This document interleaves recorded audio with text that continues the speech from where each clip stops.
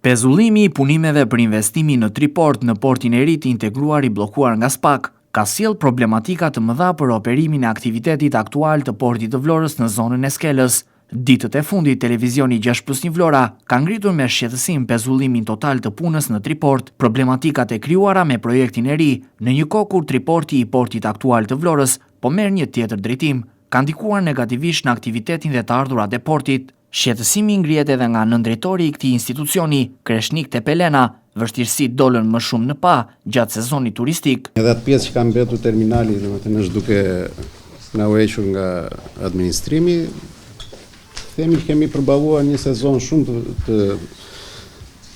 të gjerë me turist, hyrje dhe dalje, në ato kushte që ju e dini si është porti i Vlorës. Sipas nëndrejtorit Kreshnik Tepelena, porti detar i Vlorës është në vështirësi të jashtëzakonshme. Porti normalisht operon në vështirësi të jashtëzakonshme, por ne ja kemi dalë.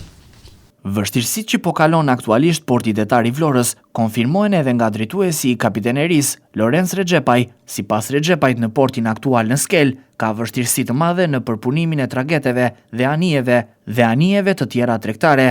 Ai thotë se kjo situatë ka bërë edhe numri i kompanive që operojnë në linjën me Italinë të ulet drastikisht, ku në operim ka mbetur vetëm një linjë. Sipas Tepelenës, kjo ka sjellë edhe uljen e numrit të ardhurave, çka reflektohet tek të ardhurat e shoqërisë së portit detar. Po merr transformime shumë të mëdha dhe po krijon një lloj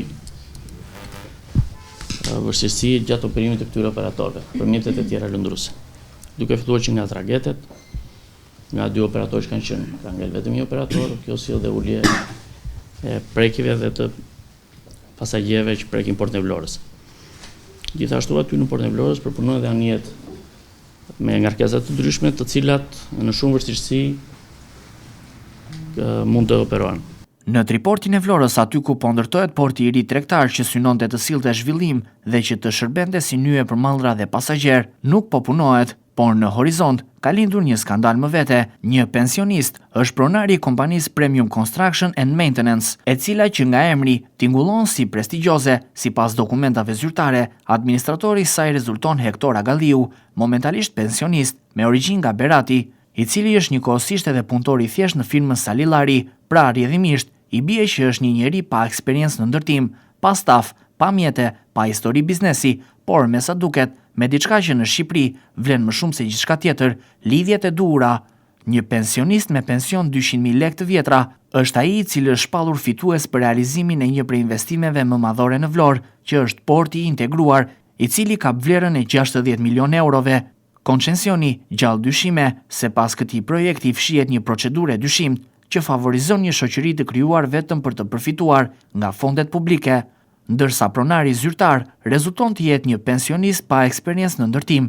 Zyrtarisht pronari është tetasi Hektor Agalliu, një pensionist dhe punëtor i thjesht me vetëm 200.000 lekë të vjetra pension në muaj.